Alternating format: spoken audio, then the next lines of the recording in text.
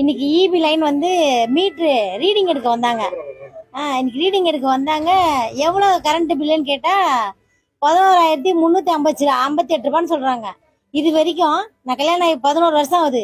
இது வரைக்கும் இவ்வளோ காசு நான் கட்டினதே கிடையாது. மே மாதம் மட்டும் தான் ஜாஸ்தியாக வரும். அதுவும் 5,000 ரூபா மட்டும் தான் கட்டுவேன். ஆனால் இந்த வாட்டி அதுவும் ஜூலையில் வந்து கரண்ட் பில் எடுத்து 11,358 ரூபா சொல்கிறாங்க. எங்களால் தாங்கவே முடியல.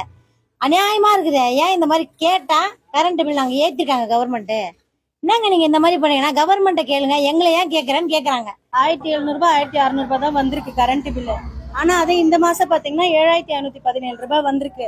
ஏசி அந்த மாதிரி எந்த ஒரு இதுவுமே யூஸ் பண்றது இல்ல. ஆனா எல்லா இடத்துலயுமே அதெல்லாம் யூஸ் பண்ற இடத்துல கூட இந்த அளவுக்கு கரண்ட் பில்ல நான் கேள்வியே பட்டது இல்ல. இப்போ வந்து 5,700 சில்லற வந்திருக்கு. 6,000 ஏற்றிடுச்சு.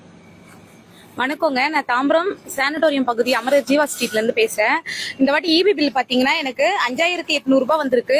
இது வரைக்கும் எங்களுக்கு இந்த மாதிரி 5,800 ரூபாய் வந்ததே கிடையாது. 1,200 ரூபாய் 1,300 ரூபாய் அந்த அளவுக்கு அந்த ரேஞ்சில தான் போகும். ஆனா இந்த வாட்டி 5,800 ரூபாய் வந்திருக்கு. இது எங்களுக்கு மட்டும் இல்ல, எங்க ஸ்ட்ரீட்ல யாரை விசாரிச்சாலும் இந்த வாட்டி எல்லாருக்குமே அதிகம். எங்க ஸ்ட்ரீட் இல்லாம எங்க ரிலேட்டிவ் சைட்ல யாரை விசாரிச்சாலும் இந்த வாட்டி தான் முதல் அதிகமா வந்திருக்கு அப்படின்றாங்க. இதை வச்சு பாத்தீங்கன்னா நாங்க இதை 2-3 மாசத்துக்கு அரிசி மூட்டை வாங்கி குடும்பத்தை ரன் பண்ணுவோம் இந்த பைசா வச்சு.